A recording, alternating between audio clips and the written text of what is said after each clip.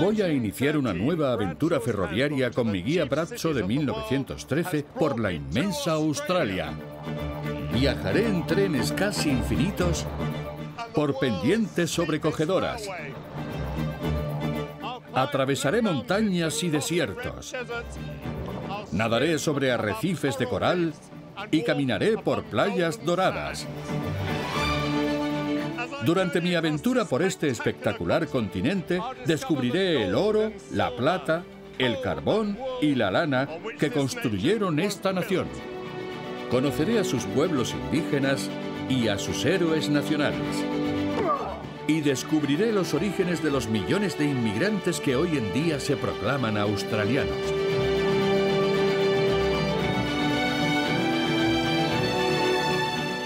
Grandes viajes ferroviarios por Australia, de Sydney a Broken Hill.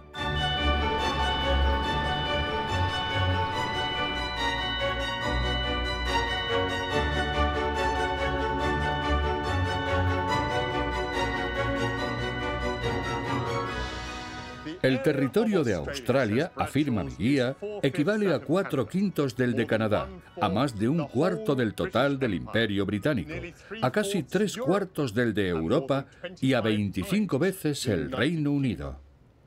Los europeos descubrieron este inmenso territorio hace no demasiado tiempo y, subestimando su valor, lo utilizaron para deshacerse de sus convictos. Pero el desarrollo de Australia en tan solo 250 años ha sido extraordinario. Su extensión no es muy inferior a la de China, que tiene 1.400 millones de habitantes frente a los 24 millones de Australia, lo que me hace pensar que su crecimiento no ha hecho más que empezar.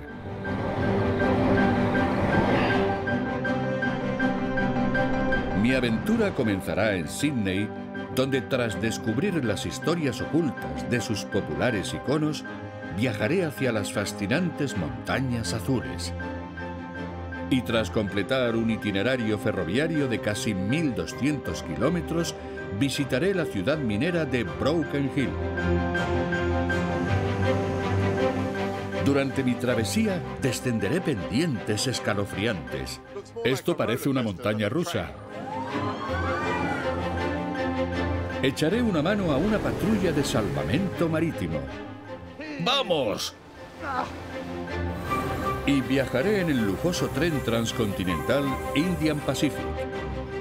Estoy haciendo realidad mi fantasía de vivir en otra época.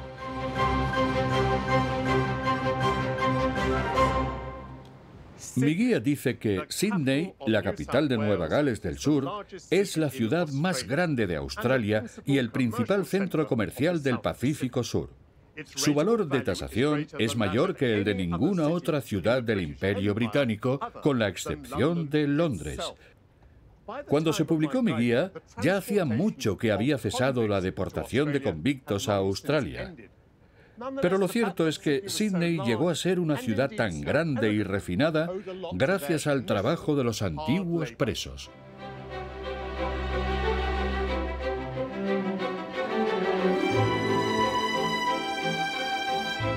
Su historia se remonta a 1788, cuando el almirante Arthur Phillip fundó la primera colonia británica en Australia tras instalar a los convictos traídos por la primera flota en la cala de Sydney.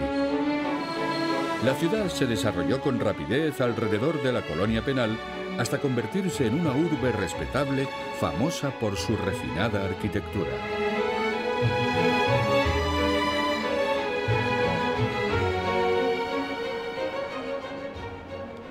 Estoy en la estación central y aunque los andenes no me han impresionado, este vestíbulo sí lo ha hecho. Me encanta su techo de hierro, sus muros de piedra, el enladrillado y las vidrieras, y también sus preciosos relojes.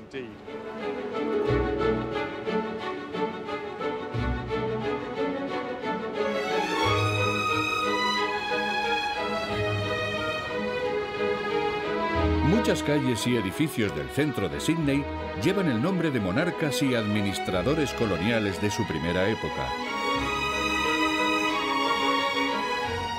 Mi guía afirma que lo mejor de Sídney son 4 o 5 calles paralelas a George Street, una calle dedicada a Jorge III, que reinaba cuando James Cook y más tarde los primeros convictos llegaron aquí.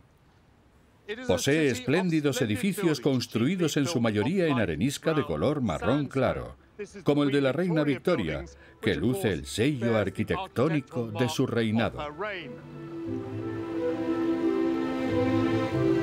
La deportación de convictos a Australia cesó casi medio siglo antes de la publicación de mi guía, por lo que los inmigrantes que llegaban a Sídney eran personas libres.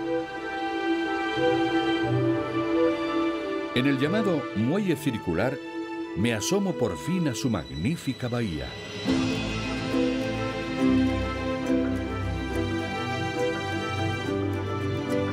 Mi guía afirma que este puerto natural mide más de 22 kilómetros y que su profundidad permite la entrada de cualquier buque. Y yo añado que es una maravilla que acoge a extraordinarios iconos. Para mí, esta es una de las combinaciones de belleza natural y humana más extraordinarias del planeta. El diseño del puente, oscuro e inamovible, se inspiró en otro de Nueva York, pero la Casa de la Ópera no se parecía a nada que se hubiera visto antes. Casi parece como si fuera a levar anclas o a echar a volar en cualquier momento. Y el puente cuenta con otro aliciente, como indican esas figuras que ascienden por el arco para disfrutar de su impresionante panorámica. Dicen que para admirar la mejor vista de Sídney hay que subir a lo que aquí llaman la percha. Estoy deseando comprobarlo, así que me he puesto en manos de una experta. Esto evitará que me caiga del puente. Tengo una fe ciega en la ingeniería australiana y en ti, Tash. Gracias. Engánchalo en la anilla de la izquierda. ¿Aquí? Perfecto.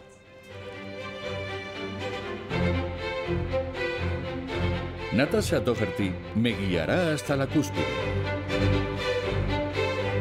¿Desde cuándo haces esto? Desde hace año y medio. Y me encanta. Por eso vengo aquí todos los días. El paisaje de Sídney es muy denso, con todas esas bahías y puertos. El agua lo domina todo. Sí, es un puerto con mucha actividad. Ya. Cuando el puente no existía, para cruzar la bahía había que hacer un largo viaje en tren o en ferry. La idea de construir un puente que uniera ambas orillas empezó a discutirse en 1815, pero tardó más de un siglo en hacerse realidad. El proyecto se aprobó en 1912 y su construcción dio comienzo en 1924. Y 8 años después, gracias al esfuerzo de 1.400 trabajadores, Sídney se convirtió en una ciudad moderna e interconectada. Estamos llegando a la cima y ya podemos ver la bandera aborigen y la de la Mancomunidad de Australia, una increíble perspectiva de la estructura del puente y una sensacional vista de la ciudad. Bienvenido a la cúspide. ¿Cuántos escalones hemos subido? 1390. Los he sentido todos. Ya. Y estamos a 134 metros sobre el nivel del mar. una altura muy considerable. El puente de la bahía de Sídney pesa casi 53.000 toneladas y es uno de los puentes de acero en arco más grandes del mundo. La vista desde arriba es impresionante, así que he pedido a Natasha que me haga una foto para enseñar a mi familia. Muy guapo, Michael. ¿Listo? 3, 2, 1... Perfecta, me encanta.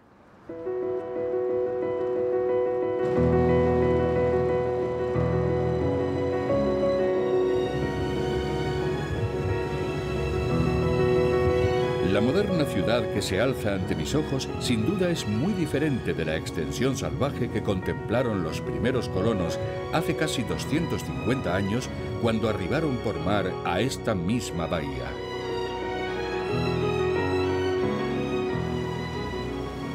Mi guía me cuenta que el continente empezó a ser conocido en 1770, cuando el capitán Cook exploró estas costas y les dio el nombre de Nueva Gales del Sur.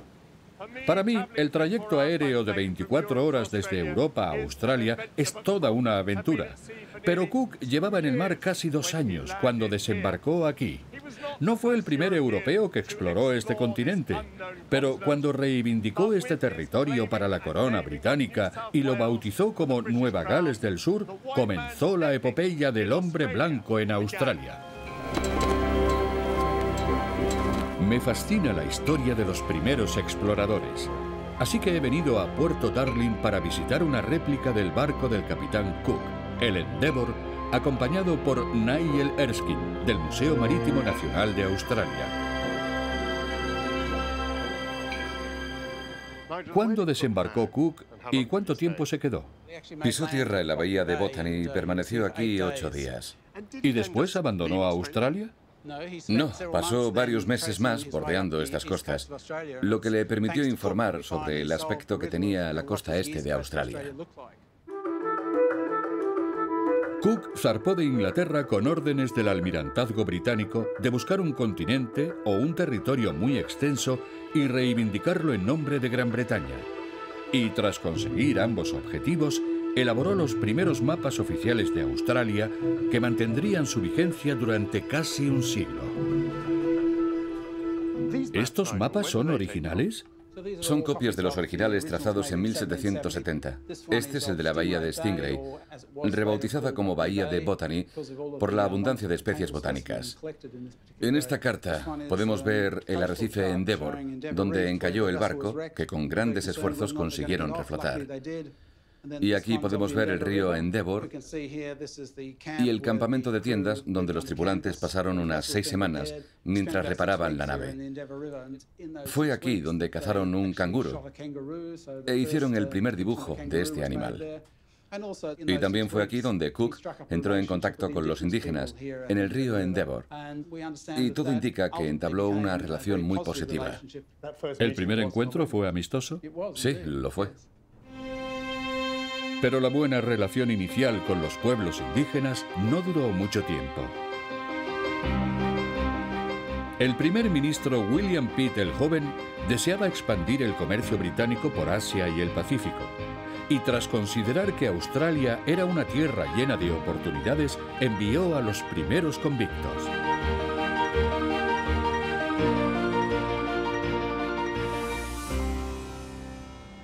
El primer asentamiento en Nueva Gales del Sur se estableció en enero de 1788 y era una colonia penal. No parece lógico hacer tan largo viaje solo para atraer a unos presos. Pero lo cierto es que muchas de las personas que contribuyeron a dominar este territorio hostil estaban cumpliendo condena. Scott Cumming, de los Museos Vivos de Sydney, va a relatarme la llegada de la primera flota de colonos. Hola, Scott. Hola, Michael. Bienvenido. Es un placer. ¿Qué indica esta panorámica? Este lienzo de 1820 muestra cómo era Sydney en el primer periodo colonial, mientras llegaban los convictos. Era una ciudad populosa, teniendo en cuenta que los primeros presos llegaron solo 32 años antes. ¿Por qué Gran Bretaña enviaba convictos? Porque las cárceles estaban saturadas, muchos eran alojados en barcos en el Támesis en pésimas condiciones, y la Guerra de Independencia estadounidense impedía su envío a las colonias de América. Así que en 1788 los enviaron aquí, a un lugar cubierto de vegetación en el que la supervivencia parecía imposible. Aunque supongo que es una visión idealizada del Sydney de 1820, ¿qué es lo que vemos aquí? Una recreación de la vida de entonces. Junto a edificios muy pulcros vemos a gente trabajando y también a grupos de aborígenes. Transmite una sensación de orden sin duda idealizada. La llegada de los colonos provocó violentos conflictos entre dos culturas muy diferentes. Los indígenas compartían la tierra y los recursos, mientras que los europeos creían en la propiedad privada y empezaron a construir pueblos y ciudades. ¿Utilizaron a los convictos como mano de obra esclava? Yo no diría tanto. Es cierto que trabajaban sin cobrar un sueldo despejando el terreno y construyendo la ciudad, pero no eran esclavos. Y tras cumplir una condena que podía ser de 7 o de 14 años, se convertían en hombres libres. ¿Había también mujeres? Sí, pero no había muchas. Y solían ser asignadas al servicio doméstico en residencias privadas. ¿Cómo pudieron diseñar edificios tan hermosos en aquellos tiempos en Nueva Gales del Sur? El responsable fue un preso llamado Francis Greenway, que era un arquitecto formado en Bristol. Diseñó muchos edificios, incluido el cuartel de Hyde Park, una de sus grandes obras. Es impresionante. El denominado cuartel de Hyde Park fue construido por convictos por orden del gobernador de Sídney para alojar a presos masculinos. Y en sus dependencias se custodia su objeto más preciado: una camisa original de presidiario. Es increíble. ¿Cuántos años tiene? Es de entre 1835 y 1848. Fue descubierta en los años 80 y perteneció a un interno que vivía aquí. ¿Y qué nos dice sobre sus condiciones de vida? Nos dice que los convictos debían remendar el uniforme que les proporcionaba el gobierno. Recibían 2 camisas al año y eran los responsables de cuidar toda su ropa para que durase más. Así que los convictos iban aseados. Yo no diría tanto. Se aseaban una vez a la semana, los sábados. Era obligatorio. Y también se afeitaban y lavaban su uniforme. Pero no podían tenderlo para que se secara. Se lo ponían mojado para evitar que otro interno se lo robara. ¿No había honor entre ladrones? Me temo que no, Michael. Los presos dormían en hamacas con menos de 1 metro de separación. ¿Te apetece probar una de las cómodas hamacas del cuartel de Hyde Park? ¿Cuántas había en cada dormitorio? 70 en este y 30 en los más pequeños. 200 en cada uno de los 3 pisos. 600 hombres en total. Esta hamaca es bastante cómoda, pero no me gustaría dormir pegado a cientos de personas. Desde luego. Y aspirar el hedor y escuchar el ruido, los ronquidos y los quejidos. Sería horrible. Había cubos para que hicieran sus necesidades, así que el olor sería terrible. Tras cumplir su pena, si había mostrado buena conducta, cada interno recibía un certificado que le permitía reiniciar su vida con absoluta libertad. Eran personas que en Gran Bretaña habrían afrontado un destino incierto, pero aquí, una vez pagada su deuda, incluso podían abrir un negocio. Así que animaron a sus familias a reunirse con ellos y convirtieron a Australia en una tierra de oportunidades, en un territorio de hombres libres. Seguro que muchos pensaron al dormir aquí: mejor balancearse en una hamaca en Australia que en la horca en Inglaterra.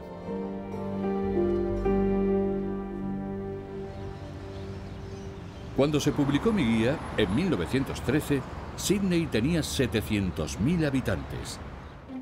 La ciudad seguía extendiéndose y ya habían aparecido áreas residenciales.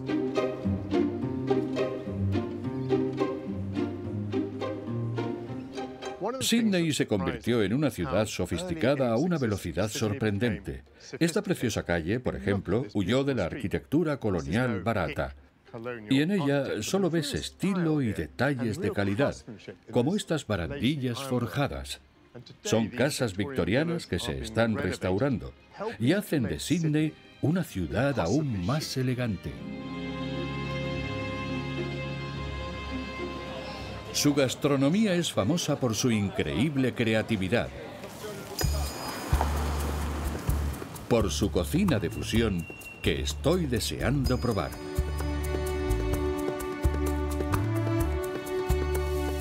Sus cocineros combinan sabores y tradiciones en un mismo plato.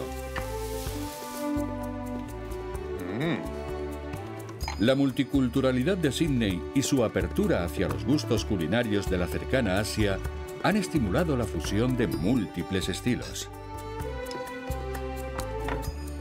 Voy a probar el cerdo con morcilla y calamar.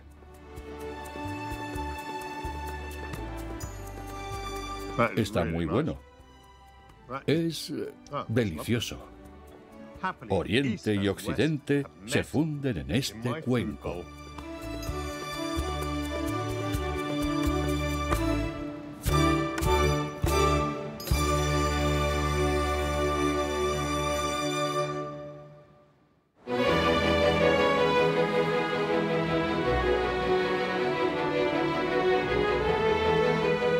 Comienzo un nuevo día dirigiéndome al este de la ciudad.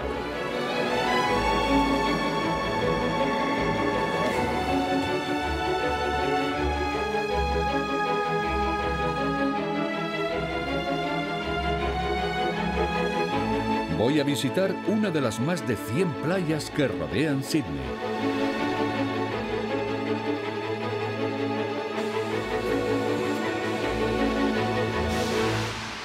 La playa de Bondi es tan popular que tiene su propio enlace ferroviario.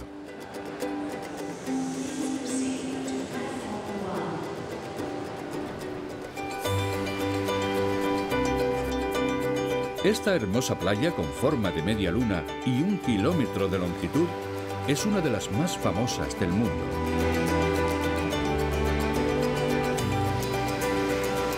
Sus grandes y constantes olas son un imán para los surfistas.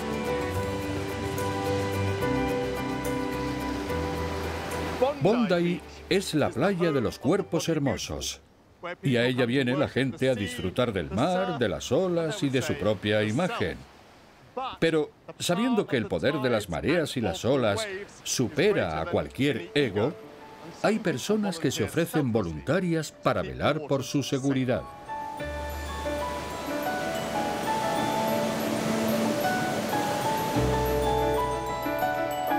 Voy a hablar con Cyril Baldock, uno de los miembros más veteranos del Club de Salvamento de Bañistas y Surfistas de Bondi. Esta es nuestra famosa playa. Sí, es un lugar maravilloso. He oído que tu club se fundó en 1907. ¿Desde cuándo se consideró el baño aquí una actividad respetable? El ayuntamiento de Waverley no permitió el baño durante las horas de luz hasta 1905. Es increíble. ¿Y se separaba a hombres y mujeres? No era necesario, porque todo el mundo iba bien enfundado en los castos trajes de baño en aquellos tiempos. ¿Cuánto tiempo tardó en desarrollarse aquí la cultura del surf? No mucho. En 1906, conscientes del peligro que amenazaba a los bañistas, algunos jóvenes de la zona se reunieron y fundaron este club un año después. Y aquello fomentó el surf, porque al ser seguro bañarse aquí, vino gente de todas partes. El Club de Salvamento de Bañistas y Surfistas de Bondi fue el primero de Australia. Y saltó a la fama 31 años después de su fundación, durante una horrible tragedia. En febrero de 1938, en lo que llamamos el Domingo Negro, la corriente arrastró a más de 200 personas. ¿Aquel día murieron 200 personas? No, se ahogaron 5 y salvamos a 195. Vaya, ¿cuántos voluntarios forman el club? Unos 350. ¿Sois un ejército? Sí. Supongo que ahora mismo habrá alguno de guardia. Claro, bajo ese toldo tenemos la base. Los salvavidas están de guardia desde octubre hasta abril, lo que incluye el verano austral. Y como me gustaría ayudarles, Cyril me ha dicho que hable con Dory Miller y su equipo. Hola, Dory. Soy Michael. ¿Cómo estás? Es un placer. ¿Qué aspecto debe tener el mar para que os sintáis preocupados? En esta playa a veces hay olas muy grandes, con una altura enorme. Y también resaca. Eso es lo más peligroso. En esos días de grandes olas, ¿hay gente que se baña? A veces sí, pero los días tranquilos también pueden ser peligrosos, porque la gente tiene una falsa sensación de seguridad. ¿Debéis estar alerta siempre? Siempre. ¿Y qué es este artefacto que tenéis aquí? Es un rollo de cuerda que formaba parte de un sistema de rescate que inventó un miembro del club en 1907 y fue utilizado hasta los años 80. El socorrista se ponía este cinturón, rescataba al bañista en apuros y ambos eran remolcados hasta la orilla. Era una gran idea, pero haría falta un equipo. Sí, era eficaz, pero agotador. Me iba a ofrecer voluntario. Por el momento prefiero quedarme en tierra firme ayudando en este ejercicio de rescate. Vamos. ¿Qué hago? Ponte en la fila, sujeta el cabo y corre. Hacia la orilla. El sistema tiene un alcance de 400 metros. Va muy rápido. Bien, ha llegado hasta ella. Vale, ahora tenemos que tirar de la cuerda. Eso es. ¡Tirad! ¡Tirad! Esto va bien. Suelta el cabo Vale, y a por ella. muy bien. Le sujeto la cabeza con la frente en alto. Eso es. A la playa. Nos adentramos en la playa con mucho cuidado. Y damos todos media vuelta. Eso es. Ya está. ¿Puedes sentarte? ¿Cómo te encuentras? Fatal. ¿Pero estás a salvo? Está bien. La tecnología de salvamento del siglo XXI es mucho más avanzada, como va a mostrarme Belinda Harman. Hola, Michael.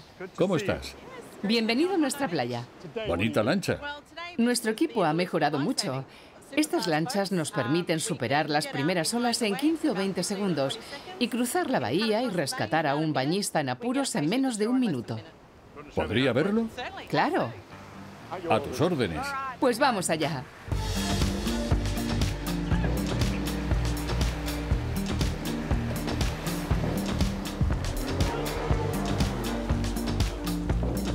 ¿Qué hago? Sujeta sus piernas. Vale, ya está.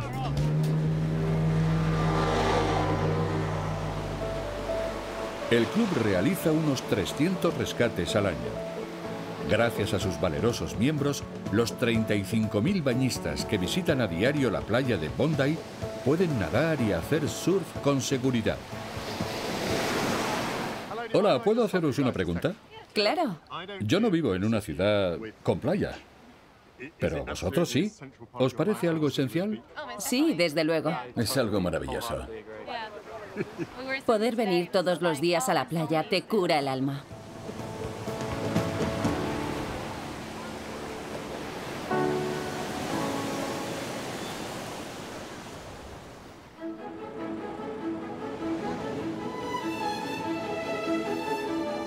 Mi estancia en Sydney está a punto de terminar, pero no pienso marcharme sin visitar su mayor icono, el edificio que más ha contribuido a situar a esta hermosa metrópolis en la mente de todos, la Casa de la Ópera. Una creación de líneas sorprendentes. Su arquitecto deseaba que esta escalinata transformara nuestra vida cotidiana en algo excepcional. Y no hay duda de que este edificio elevó a Australia a un plano superior.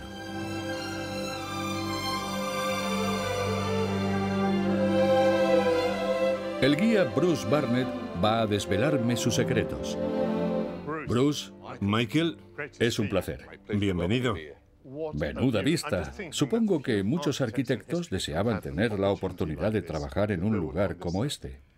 Arquitectos de todo el mundo se presentaron al concurso, que terminó ganando el danés John Hudson, de 38 años, que ni siquiera conocía Sydney, lo que le brindó la oportunidad de plasmar sus ideas en una ubicación extraordinaria. El jurado consideró que el edificio proyectado por Hudson podría convertirse en uno de los más importantes del mundo, y que sus tejados, semejantes a las velas de las embarcaciones que surcaban la bahía, se integraban plenamente en su entorno. Me encanta la vista, pero estoy deseando verlo por dentro. Claro, vamos allá. Gracias. La Casa de la Ópera tiene dos grandes auditorios y otros más pequeños para funciones menos multitudinarias. Esto es increíble. Estuve aquí hace tiempo, pero no llegué a visitar este auditorio. Es el mayor de los auditorios, y en él se celebran conciertos clásicos y de pop y rock. La construcción de este imponente edificio no estuvo libre de contratiempos. El diseño de Hudson era muy complejo y las complicaciones que implicaban sus hermosos tejados provocaron costosos retrasos, por lo que el gobierno australiano lo criticó con dureza. En 1966 le obligaron a dimitir. Hubo cambios de gobierno, polémicas y costosos retrasos mientras rediseñaban el interior. Pero ¿no dirías que hay ciertos edificios singulares, como las pirámides, que cuando están terminados dejas de pensar en lo que han costado y en lo que tardaron en construirse? Porque son magníficos. Estoy seguro de que durante su inauguración todos sus detractores dijeron: siempre supe que iba a ser maravilloso.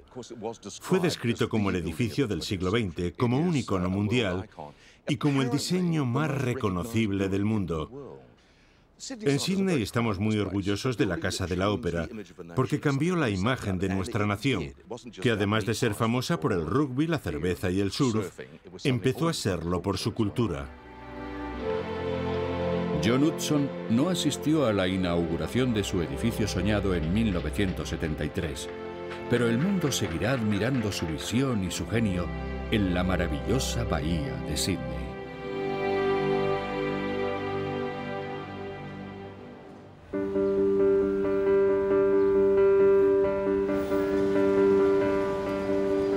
Es hora de reanudar mi aventura ferroviaria viajando hacia mi próximo destino, las maravillosas montañas azules.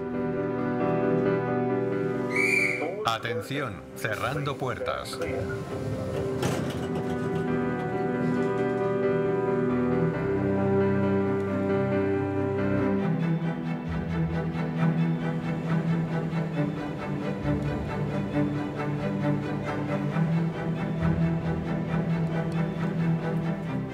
Me dirijo a un lugar de pintoresco nombre, Katoomba, que según mi guía es la estación principal de las famosas montañas azules. Las gargantas y cascadas de estas montañas, con una altitud media de más de 900 metros, se encuentran a 100 kilómetros de Sídney y ofrecen un cambio total de clima y paisaje a solo un par de horas de viaje.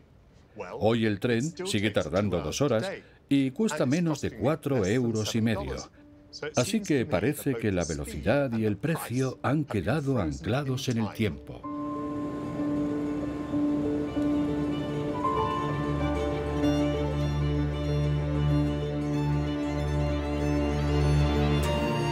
Las montañas azules poseen una belleza deslumbrante. Cubren un área de 11.500 kilómetros cuadrados y su pico más alto alcanza una altitud de 1.215 metros.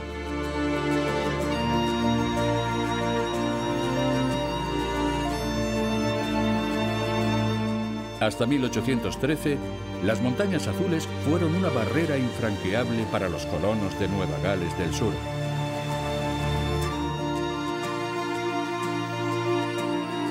Muchos soñaban con descubrir qué había más allá de la cordillera, y aunque todos los intentos habían sido infructuosos,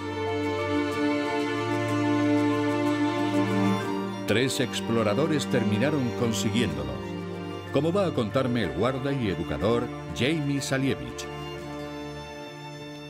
¡Qué vista tan extraordinaria! Es increíble. Es un paisaje único. Mi guía, publicada en 1913, afirma que desde que se estableció el primer asentamiento en Nueva Gales del Sur, ninguna expedición había conseguido cruzar estas montañas, pero que en 1813 Wentworth, Lawson y Blaxland lo consiguieron. ¿Cómo ocurrió? Gregory Blaxland, William Lawson y William Wentworth eran personas acomodadas. Organizaron una gran expedición.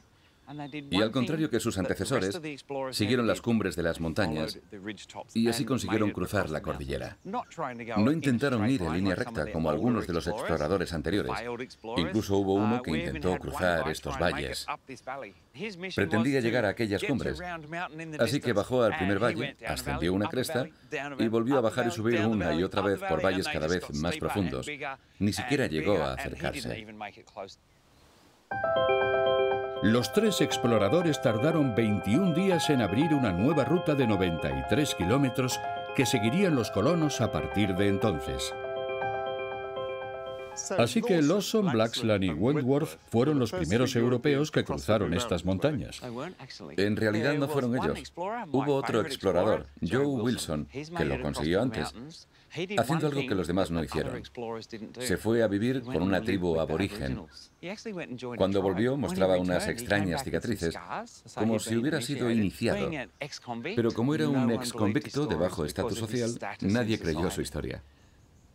¿Me estás diciendo que mi guía se equivoca y que Joe Wilson fue el primero en conseguirlo? Sí que lo fue. ¿Por qué querían los colonos atravesar estas montañas?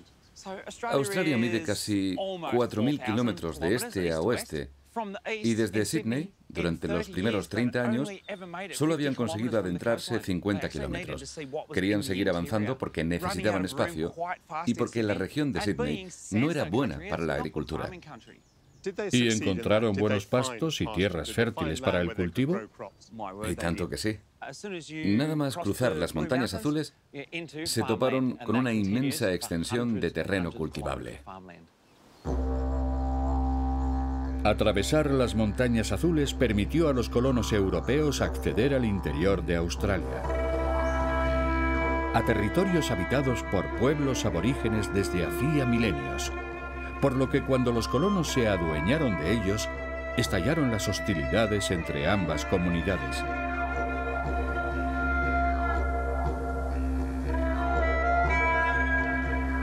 Yamandera, uno de los guardas de este parque nacional, va a contarme la historia de sus primeros pobladores. ¿Qué pueblos indígenas vivían aquí, en las montañas azules? En esta zona los más comunes eran los Darri y los Gandangara de los valles del sur.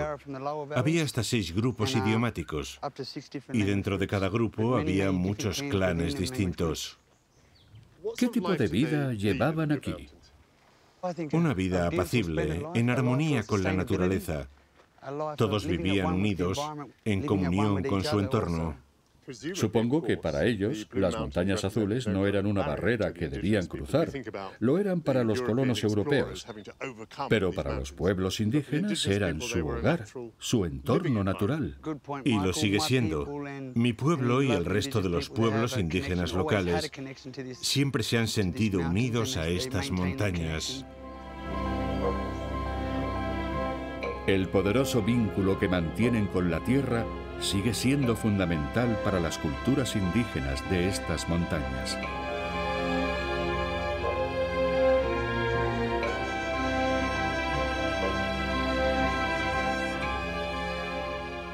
Esta es una de las pinturas más antiguas del mundo. El viejo ocre viene de la tierra, de esta tierra, y tiene el poder de conectarte con ella. Gracias, hermano. Gracias. Es un verdadero honor. La gran diferencia entre nuestras culturas es que los indígenas no pensamos que la tierra nos pertenezca, sino que somos parte de ella. ¿Te importa si añado un elemento más a la ceremonia? Por favor, hermano. Quiero ponerme en pie para mostrarle mi respeto. Gracias. ¿No es asombroso? Nawa, que es sí en nuestra lengua.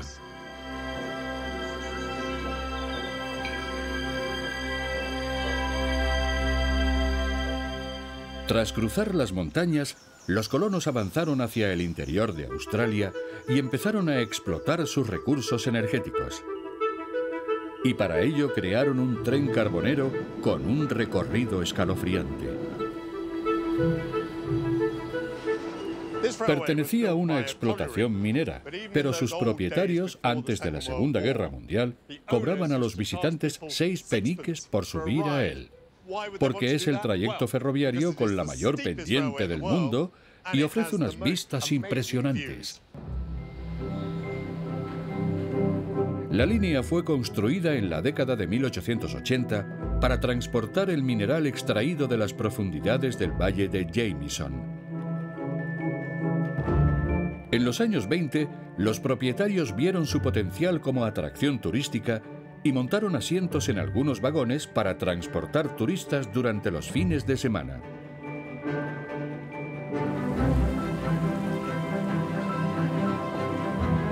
nunca fue apto para corazones sensibles. Pero por suerte, los vagones se han modernizado.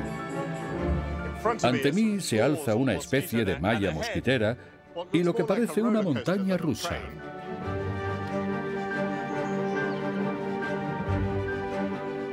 Y allá vamos. Estamos bajando una pendiente con un ángulo de 52 grados.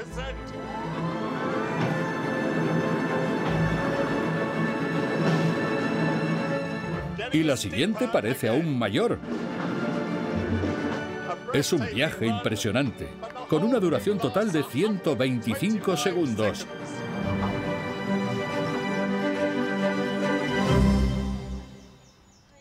Los que me dijeron que es la línea más inclinada del mundo tenían razón.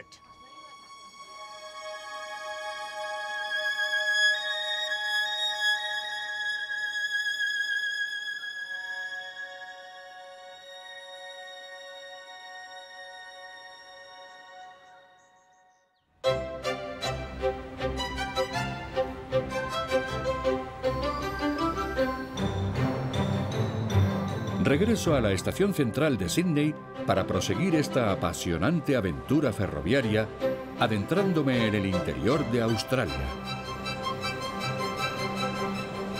Aunque nada indica que el tren de las 15:02 a Perth sea algo especial, es el famoso Indian Pacific.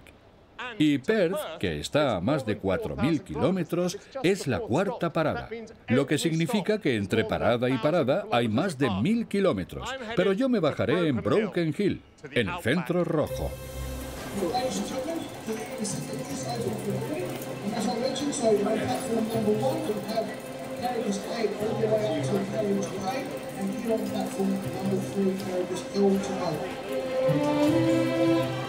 Un viaje tan largo requiere un tren como el Indian Pacific, cuya longitud alcanza los 711 metros. Gracias. Por eso se divide en dos partes para que quepa en los andenes y vuelve a unirse antes de la salida. Su compartimento. Gracias. Dios mío, esto es enorme. Y la cama también lo es. No sé dónde sentarme.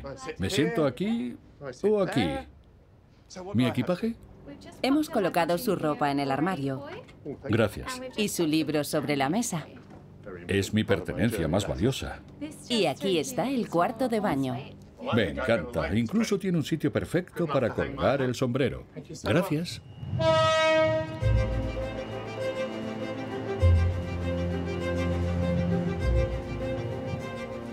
Buenas tardes. Bienvenidos a bordo del Indian Pacific. Me llamo Jen y voy a ser su anfitriona durante el trayecto hasta Adelaida, donde llegaremos mañana por la tarde. Espero que disfruten de su estancia a bordo. Si necesitan cualquier cosa a lo largo del viaje, no duden en dirigirse a mí o a cualquier miembro de mi cordial equipo. ¿Se puede? Por supuesto, bienvenido. Supongo que muchos pasajeros se sienten emocionados al realizar un viaje tan extraordinario. Sí. Algunos incluso han tenido que ahorrar durante meses para cumplir este sueño. ¿Qué buscan los viajeros? Vivir el romanticismo de viajar en tren atravesando el continente. No existe una forma mejor de conocer un país.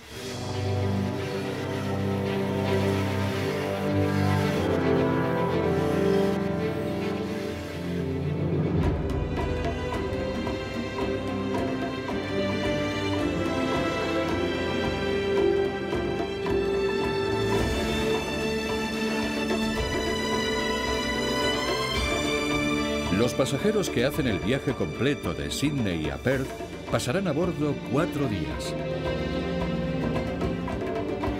Yo me apearé en Broken Hill dentro de 15 horas, lo que me permitirá trabar amistad con mis compañeros de viaje. ¿Puedo sentarme? Claro, por favor.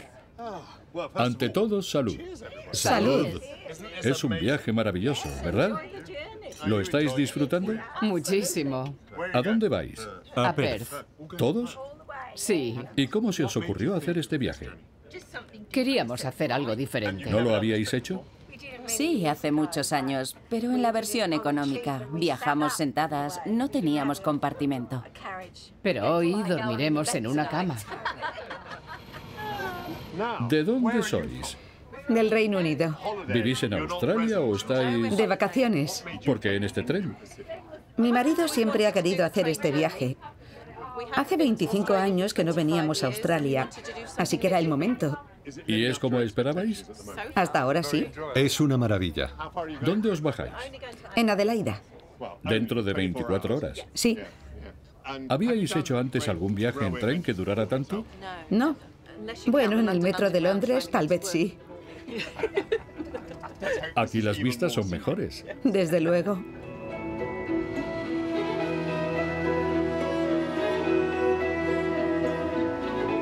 Hasta 1970, los pasajeros que viajaban de Sydney a Perth debían cambiar de tren unas cuantas veces porque en Australia coexistían diferentes anchos de vía. Pero hoy solo existe uno, lo que permite hacer el viaje completo en el mismo tren.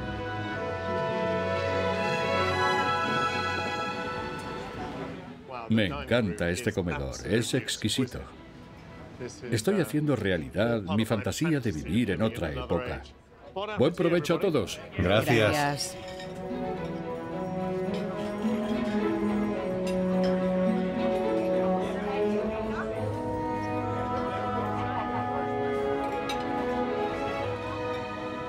Este es uno de mis momentos favoritos.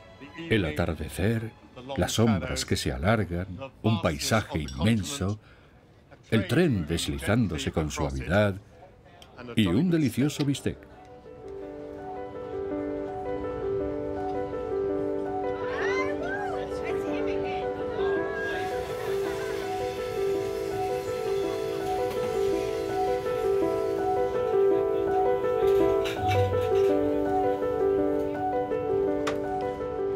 Después de tan espléndida cena, seguro que duermo de maravilla.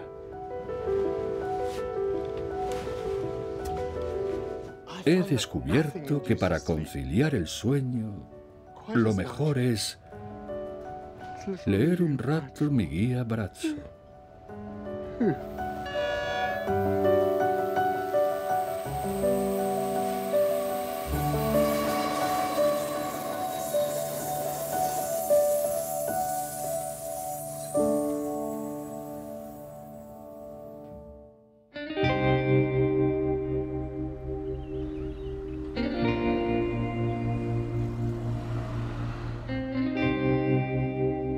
Adiós, Jem. Buen viaje. Disfruta de Broken Hill.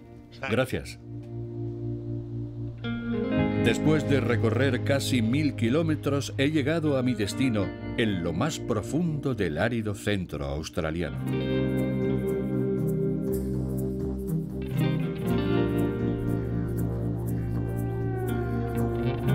Al adentrarse en Australia, los colonos europeos no tardaron en descubrir sus ricos yacimientos. Y fue la riqueza minera lo que puso a Broken Hill en el mapa internacional.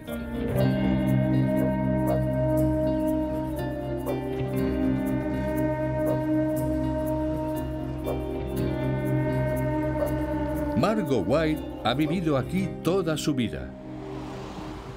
¿Cómo nació Broken Hill? Broken Hill nació en 1883 gracias al descubrimiento de su capacidad minera. Un inmigrante alemán de Stuttgart, que tenía algunos conocimientos científicos, al ver una colina de un extraño color negro, pensó intrigado: voy a investigar qué es.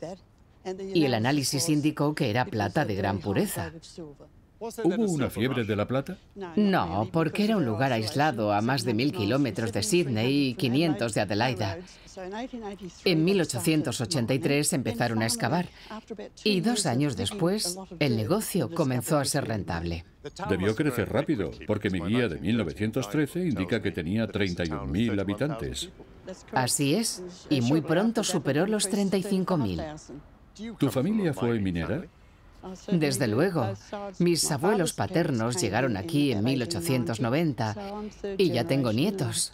5 generaciones de mi familia han vivido en Broken Hill. Conocerás muchas historias de mineros. Mi padre me contó muchas.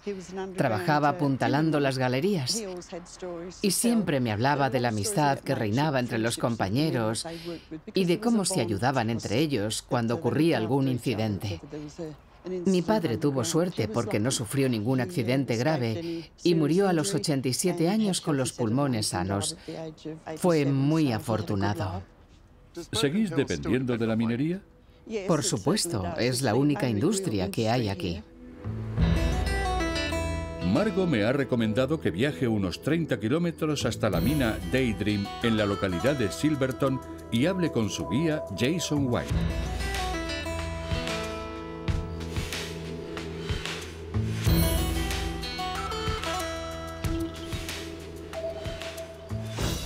Soy Michael. ¿Cómo estás? Es un placer. Dime, ¿cuándo se perforó la mina Daydream? El yacimiento fue descubierto en 1881 por un buscador llamado Joe Michels. Unos meses después se fundó la Asociación de Minas de Plata de Barrier Range y la mina se abrió en septiembre de 1884. ¿Era muy rentable? El primer año produjo 100.000 libras de beneficios. 100.000 libras. Después de descontar los gastos, lo que era mucho dinero en aquellos tiempos. Sí que les fue bien. La minería de plata impulsó la economía de Silverton, de Broken Hill y de toda la región.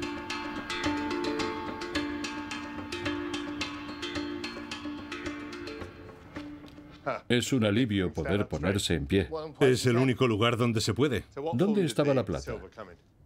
En grandes vetas cuyo rastro aún es visible en las paredes de toda la mina. Ya. Ahí, por ejemplo. Pero ya no queda ninguna. ¿Qué pureza tenían? Algunas superaron el 50%. Y eso es mucho. Hoy las más puras rinden entre 50 y 100 gramos por tonelada. ¿Y cómo se extraían esas vetas?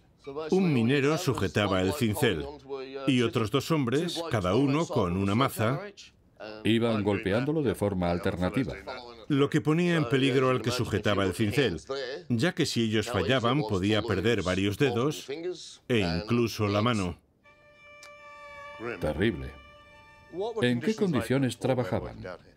Muy malas. Se convertían en viejos a los 30 o 35 años. Los que perforaban los pozos, en 2 o 3 años ya estaban escupiendo sangre. ¿Por qué?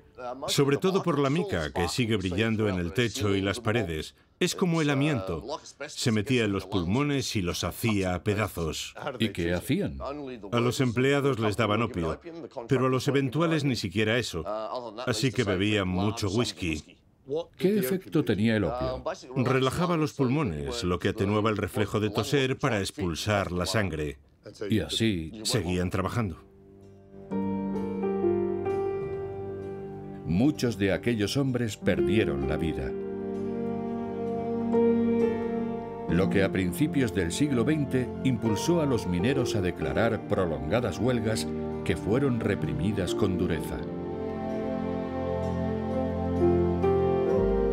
Pero su lucha mejoró las condiciones sanitarias y la seguridad en las galerías y forzó la implantación pionera de una semana laboral de 35 horas, lo que convirtió a Broken Hill en un bastión del sindicalismo. Este monumento rinde homenaje a los valientes mineros que perdieron la vida.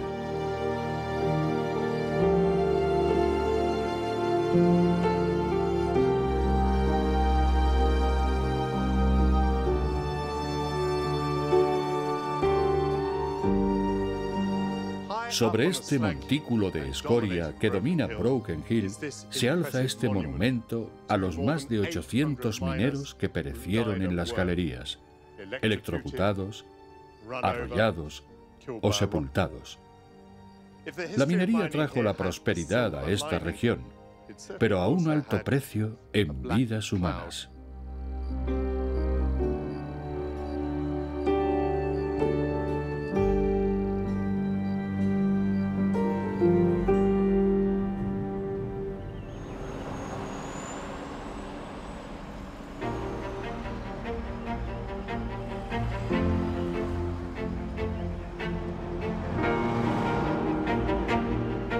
Broken Hill aún depende de la minería, pero ha iniciado la explotación de otro recurso natural mucho más ecológico.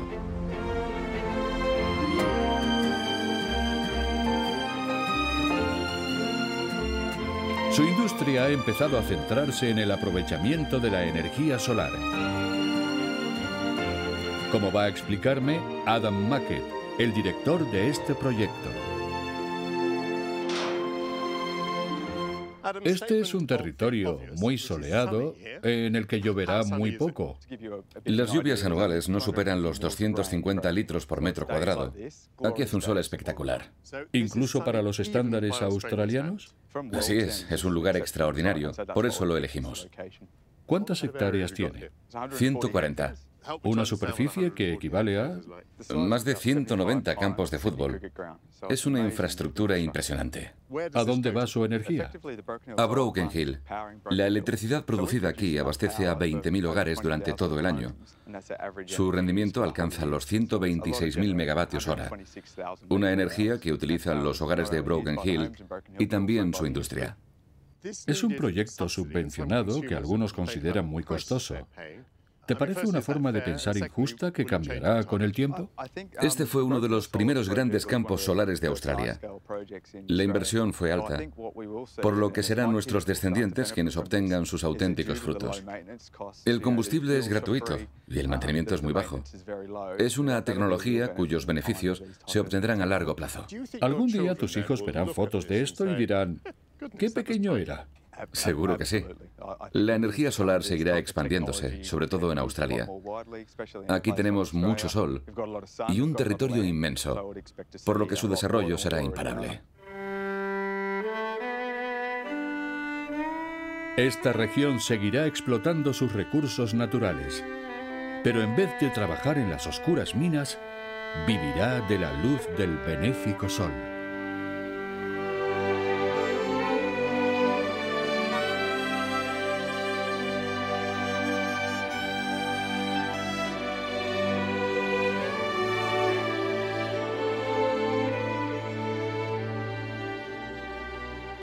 En la región de Broken Hill, Australia empezó a prosperar. Tras un inicio poco prometedor, una colonia penal en Sydney, los colonos de Nueva Gales del Sur cruzaron las montañas azules y descubrieron un tesoro enterrado en este lugar. Pero sus impetuosos pasos empujaron hacia el abismo a la población aborigen. Hoy los australianos reconocen aquella tragedia y recuerdan que antes de que llegaran los europeos, estas tierras fueron honradas y custodiadas por los nobles pueblos indígenas.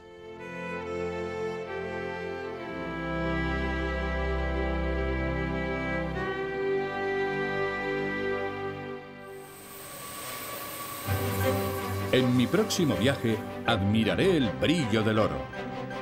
¿Cuál será su valor? Algo más de 1.200.000 euros. Seguiré los pasos de intrépidos exploradores. Muchos perecieron cruzando este desierto. Ahora es más fácil. Y viviré la emoción del juego.